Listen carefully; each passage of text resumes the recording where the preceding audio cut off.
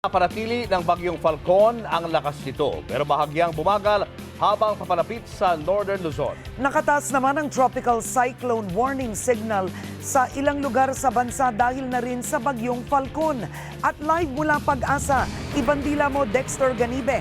Dexter, nasa na ang bagyong Falcon ngayon? Karen, kaninang alas 10 ng umaga, ang sentro ng bagyo dito nakikita natin ay nasa karagatan pa ng northeastern Luzon.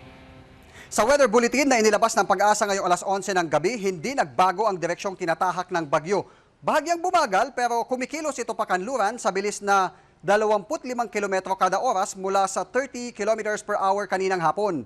Kaninang alas 10 nga ng gabi, ang sentro ng bagyo ay nasa 195 kilometers sa silangan, timog silangan ng Tuguegarao City. Taglay nito ang lakas ng hangin na 65 kilometers kada oras at pagbugsong umaabot ng hanggang 80 kilometers per hour.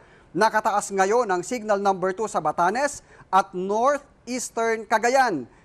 Partikular, yung mga bayan ng Santa Ana, Santa Teresita, Lalo at ilang bahagi ng Bagao at Gonzaga. Kasama rin sa signal number 2 ang Babuyan Group of Islands. Nakataas naman ang signal number 1 sa nalalabing bahagi ng Cagayan, Ilocos Norte, Abra, Apayao, Kalinga, Isabela, Mountain Province, Ifugao, northern part ng Aurora, northern part ng Nueva Vizcaya at northern part ng Quirino Province. Dahil sa bagyong Falcon, lalakas pa ang habagat na magpapaulan sa maraming bahagi ng bansa.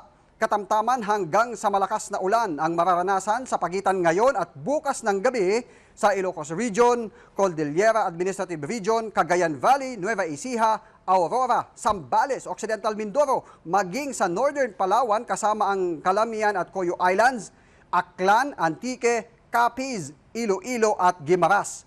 Mahina hanggang sa katamtamang lakas ng ulan naman na paminsan ay malakas na ulan ang mararanasan sa Metro Manila, Calabarzon, Bicol Region, ilang bahagi ng Visayas, Central Luzon at Mimaropa Region. Karen, kung magtuloy-tuloy ang lakas at bilis nitong bagyong Falcon, inaasahang bukas ng hapon, maaari itong maglandfall sa pagitan ng Babuyan at Batanes area at sa Biyernes naman ng umaga, ito ay inaasahang nasa labas na ng Philippine Area of Responsibility. Kani-kanina lamang ay tinaas ng Pag-asa ang yellow rainfall warning sa Metro Manila kasama ang Bataan at Rizal. Ibig sabihin, maaring bumaha doon sa mga mabababang lugar. Maglalabas ng panibagong rainfall warning ang Pag-asa mamayang alas 2 ng madaling araw. Karan? Maraming salamat, Dexter Ganibe.